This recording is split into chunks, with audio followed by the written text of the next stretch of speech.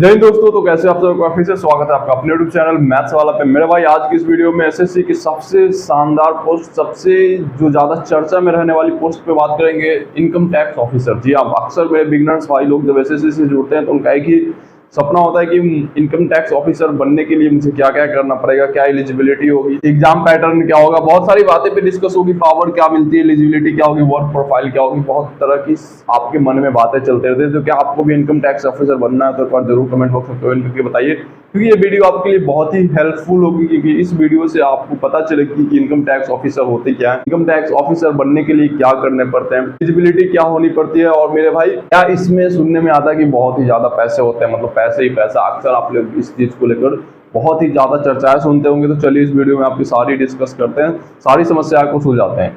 मेरा भाई income tax officer एक कंबाइंड ग्रेजुएट लेवल एग्जाम है, जो कि एसएससी के माध्यम से किया जाता है, एसएससी सीजीएल के माध्यम से या फिर वो यूपीएससी के माध्यम से। ठीक है, एसएससी कहने से मतलब हो जाता है एसएससी में सीएचएसएल एमटीएस सब आते हैं, तो ऐसा नहीं होगा, सिर्फ सीजीएल के माध्यम से इसमें आप सेलेक्ट हो पाएंगे इनकम टैक्स ऑफिसर अगर आपको बनना है। तो इनकम टैक्स ऑफिसर बनने के लिए आपको एसएससी सीजीएल का एग्जाम क्रैक करना पड़ेगा, फिर यूपीएससी के माध्यम से जा सकते हैं। तो फिलहाल एसएससी सीजीएल के माध्यम से अगर आप एसएससी में इनकम टैक्स ऑफिसर बनना चाहते हैं तो आपको कुछ फेज से गुजरने पड़ेंगे। फिर एग्जाम होंगे टोटल 4 पैटर्न में। जी हाँ, आप सोच रहे होंगे कि बहुत ही आसानी वाला काम है, आए एग्जाम दिए क्रैक कर लिए हो गया। ऐसा नहीं मेरे भाई, क्योंकि ये बहुत ही चर्चित पोस्ट है, इसमें बहुत सारे लाखों बच्चे का ड्रीम होता है कि हम भी जाएं। तो आपका भी अगर ड्रीम है तो जरूर लगिए, जरूर मेहनत कीजिए और आपका भी हो सकता है।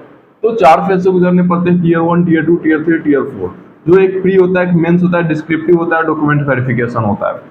ठीक है, यानी टोटल इन 4 फेज से पहले तो आपको गुजरने पड़ेंगे, इन 4 फेज को अच्छे से क्लियर करने पड़ेंगे। क्योंकि टीयर 1, उसके बाद मेंस, उसके बाद डिस्क्रिप्टिव, फिर डॉक्यूमेंट वेरिफिकेशन। मेरे भाई आपको बता दें कि ये ऐसा चर्चित पोस्ट है जिसमें सबसे ज्यादा कट ऑफ जाता है।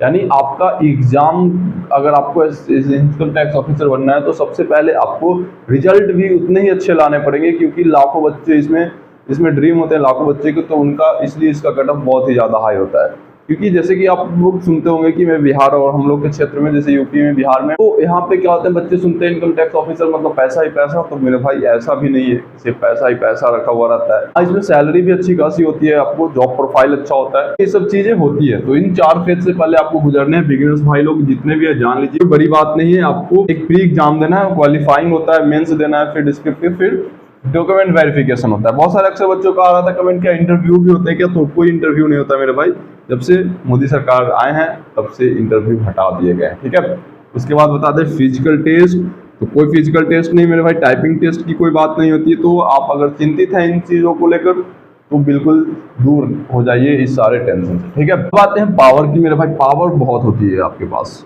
अगर आप इनकम टैक्स ऑफिसर बनते हैं मेरे भाई, पावर को लेकर आप सोच रहे होंगे कि पावर क्या होगी। पावर आपके पास बहुत होते हैं, यानी ये रियलिटी है कि आपके इनकम टैक्स ऑफिसर बनने के बाद आपके पास बहुत सारी पावर आएंगी। ठीक है, उसके बाद एलिजिबिलिटी मेरे भाई, आपको ग्रेजुएट होना पड़ेगा। तो अगर आप ग्रेजुएट नहीं है, सोच रहे हैं कि विदाउट ग्रेजुएट हम इनकम टैक्स ऑफिसर बने, तो दिमाग से निकाल दीजिए, आप पहले ग्रेजुएट हो जाइए। ठीक है, बहुत ही इंपॉर्टेंट बात है, ध्यान में रखिएगा। उसके बाद एज लिमिट भी होता है मेरे भाई, अगर आप 30 के पार कर जा रहे हैं तो फिर आपका ये सपना ही सपना रह जाएगा। तो इसलिए आपको 30 से पहले ये सब चीज पे ध्यान देना है, यानी 30 के बाद आपको फिर फॉर्म नहीं फिल कर सकते हैं इनकम टैक्स ऑफिसर के लिए प्रॉपरली। ठीक है, उसके बाद वर्क प्रोफाइल की बात करें मेरे भाई, work profile group C officer post है 4600 ग्रेड पे। ठीक है, तो आप सोच रहे हैं कि 4600 ग्रेड पे क्या होता है, सैलरी क्या होती है, डायरेक्ट सैलरी पे बात की। मेरे भाई सैलरी की बात करें तो सैलरी अप्रॉक्स 72,000 प्लस मिलेंगे। उसके बाद बहुत सारे बिल भी ऐड होते हैं, तो इस तरह से आपको 80-85 अप्रॉक्स चले जाते हैं सैलरी मेरे भाई। तो सैलरी को लेकर कितने मेरे प्रिय भाई लोग उत्सुक थे जानने के लिए, एक बार जरूर बताइए कमेंट बॉक्स में, क्या क्या आपको सैलरी